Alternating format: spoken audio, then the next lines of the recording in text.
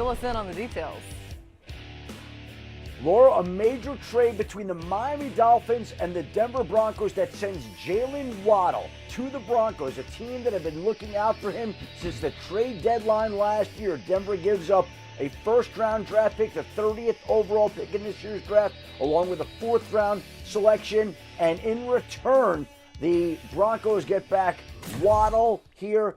Draft pick swap. Jalen Waddle becomes the newest weapon for Sean Payton and his offense. The Dolphins get back 3 picks in this particular trade, a 1, 3, and a 4, and the rebuild in Miami is underway here. They've got a lot of dead cap money. They've got a lot of roster questions, but they have a new regime coming in. They're going to be patient. They're going to do it the right way, and they added 3 draft picks today to give them double ones next month in Pittsburgh, along with 4 third-round draft picks in what many people, and Mel can attest to this, consider to be the heart of the draft.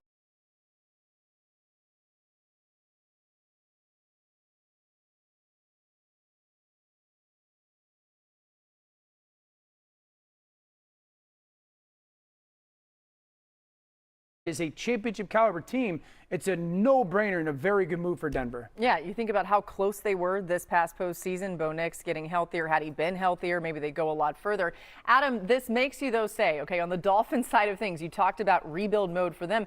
Why go sign Malik Willis in free agency and then trade away his top target? He may be sitting there thinking, if he didn't know about this, what's going on? Because you have to field a competitive team. And the new Dolphins general manager, John Eric Sullivan, came from Green Bay, and the new Packers, or the new Dolphins head coach, Jeff Hafley, came from Green Bay, and they want to start things over in their way. And Malik Willis gives them the ability to try to compete and try to stay competitive with the idea of somebody that they're comfortable with and that they believe in while they wait to build up that roster. And maybe Malik Willis does turn into their quarterback of the future, but if he doesn't, they certainly have enough draft picks that they could look to add an additional quarterback in the 2027 draft that is considered today to be quarterback rich. So, again, you can't throw away everything. You've got to field a team, and you've got to try to win games, and they're trying to do that, but they felt the value here by getting 3 draft picks back in return for a player who was already being paid a lot of money, who's already been around for a little while, was worth the gamble for this team to take at this time. The Dolphins are building for 2028, so this is the right decision for them, even though Waddle's a very good player. I think they can get a draft wide receiver that they can build around earlier in the draft. But it does make me think, because there's been 2 teams, and you've heard me say this, that I've said, like, these are the great places for the Alabama quarterback, Ty Simpson. Arizona would be one, and Miami would be another. And I know they just paid Malik Willis. I know that. But given the timeline and given just the style of the quarterback with the style of offense that would be in Miami, at least under this regime, it makes me think, even though they signed Malik Willis, they should do their homework and entertain drafting Ty Simpson in Miami. All right, Mel, I got to get your take on this. We're going to get to where Mel actually has Ty Simpson mocked, but what do you think of what Dan's pitching here, Ty Simpson for the Dolphins? Depends on how you felt about Malik Willis both coming out and where he is right now. I liked him coming out of Liberty, formerly of Auburn. He was right there with Kenny Pickett. That could have gone either way at pick 20. And he dropped to the 3rd round, and he's turned out pretty good. And now Green Bay knows what he is and how he developed and how he prepares. And those teammates love Malik Willis. Now you got the GM and the head coach bringing him there. Give him a fighting chance, guys. Give him a fighting chance. And go get a receiver like Jordan Tyson out of Arizona State or Mekhi Lemon out of USC. Obviously, they were expected to be gone by then. But you can get receivers, not just one. I'd get 3 in this draft. Take advantage of the quality at the top with the big 3. Get one of those guys, be it Tyson or Lemon, and then get 2 or more, because this wide receiver group is 45 deep. You get one in the 3rd round, that's outstanding, all the way into the 6th, 7th round. And some undrafted free agents will play in this league from that wide receiver spot. So they need them, and I think they get 3 via this draft. But it starts out maybe with Jordan Tyson or Mekhi Lemon, and I think you have your young quarterback to build around in Malik Willis. Yeah, they have all those 3rd-round picks. I mean, to Mel's point, that's going to be a really receiver-rich area. Totally. I do. Wide receiver-wise, I still think that wide receiver for their first-round pick could be very much so on the board, because I do agree with Mel fighting champs. I'm a little bit more of the Mekhi Lemon, Omar Cooper Jr. camp. I just think those guys have the competitive dog in them. They're Amon-Ra St. Brown, they're Puka Nacua, they're JSN in that regard. The only reason that I say Simpson may be on the back half of the second round, because if you look at these receivers, and Omar Cooper Jr. is a phenomenal over-the-middle field guy. I don't care what you say about Mekhi Lemon's testing or press conferences. His tape is absolutely phenomenal. And the reason I like those guys is just you're building around them. And for either of those young quarterbacks, if it's a Ty Simpson for them or if it's Malik Willis, I do think that having that receiver to just be the reliable guy is a very big part. I'm glad you brought that up about Mekhi Lemon, by the way. Like, watch the tape, people. Just don't overthink football. He's a football player. Bingo.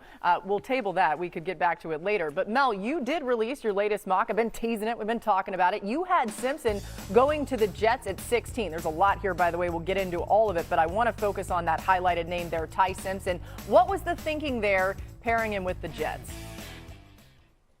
Well, he made a lot of moves, and I think when you look at the New York Jets in that division, obviously you saw what Drake May was able to do. You got Josh Allen. To think about where we are right now with Ty Simpson, 15 starts, that's a dangerous, risky number. We all know that. But they have Geno Smith, and Geno Smith can be there as a starting quarterback to allow Ty to sit, watch, and learn. Remember, Jordan Love was developed not that long ago and sat for a while. That was the Green Bay's way of developing quarterbacks. Why can't Ty Simpson sit as well? I know he's 23 years of age, but minimal starts. Obviously beat up late this year, but up until that point, he was playing great football, despite no running game and an inconsistent offensive line and receivers that were not catching everything thrown their way. So for the Jets, he wants to be a Jet. I think this is Frank Reich. Frank Reich drafted Bryce Young #1 overall when he became head coach at Carolina. If Frank Reich signs off and says, I love this kid, another Alabama quarterback. Remember, they drafted Joe Namath. They had Richard Todd. Now you get another one. But I think Frank Reich, guys, is key to this whole decision-making. If he loves Ty Simpson, why not at 16? What do you think? You get Arch or Dante next year? That may not work out that way. And who says, Arch wants to be a Jet?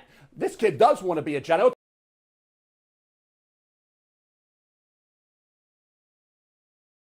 It's a graveyard for quarterbacks. We all know that. But for Ty Simpson at 16, I do think it makes some sense. I mean, I think Ty Simpson's a better player than Dante Moore coming out right now. We'll see what Dante becomes next year. If Ty Simpson was 6'4", the Jets would take him at #2. I think his tape is that good. I think watching his tape on a week-by-week basis and watching him make NFL throw after NFL throw on these big ends, these deep crossing routes, the real passes, not the 3 or 4 yarders. If I'm the Jets and I like him, I agree with Mel. Take him. So what if you take him at 16 and he doesn't pan out this year? You got 3 first-round picks next year. Take another quarterback? Address that. You have to get it right, the Jets. You have 5 first-rounders in the next 2 years. The #1 goal is to find the quarterback in one of those 5 first-round picks. I don't care how you go about it or who it is. So if you take him this year at 16 and he doesn't play well, just take a quarterback next year and figure out the position. Adam, I'm coming to you in a second. But Laura, what was that look? Laura, what was that just look a lot that of you made quarterbacks. there? A lot of quarterbacks for Dan. Dan is suggesting, I mean, if I'm a Jets fan, I'm like, how many quarterbacks are we going to take here before we find them? So you find them? Okay, as many as it takes. Come on. I mean, you could build maybe your team a little better if you didn't keep doing that. I hear you. We're going to get into this more, but I do have one thing on Ty Simpson. You've talked a lot about how well he played in the early part, like through the first 8 games of the season. I completely agree with you. What have you thought about the tape in the latter part that has people questioning some things? Yeah, I don't think the fall off is nearly as drastic as people make it out to be. The one area would be his play fell off when bodies were around him, the feet around his feet, and I think the ball started to die on him a little bit. The only pushback I have to it is it's not an incapability thing. I watched him do it at a very high level the first 8 games. I just think you saw the team wear down. I think you saw him wear down, and therefore the chaos that he played in became a little bit more of a overwhelming thing, but that's not really a thing that is a concern for me. I have a body of work that is so good. Yeah, they struggled in the run game. There were a They're lot of things about that Alabama Drops offense. everywhere. I would make the case he carried Alabama for 2 months. No, you can make that case. I was there for a lot of those games. I agree. But that's why I was curious what you would think. Adam, are the Jets going to do this? Are they going to take a quarterback this year, whether it's at 16 or 2, or it's not going to be a 2? But go ahead. Yeah. I think the key thing to remember here is that the Jets have 3 first-round draft picks in 2027. They are loaded to bear in 2027. And again, nobody knows other than the Jets exactly what they're going to do. But I can tell you that in talking to people around the league, I think the feeling seems to be that the Jets will take a quarterback in this draft, but it is more likely to be in the middle rounds. To take a quarterback that they believe in, that they can develop. I think the people that I've spoken with, I think they'd be a little surprised to see pick 16 devoted to a quarterback, though the Jets certainly are capable of doing anything here, and there's still a lot of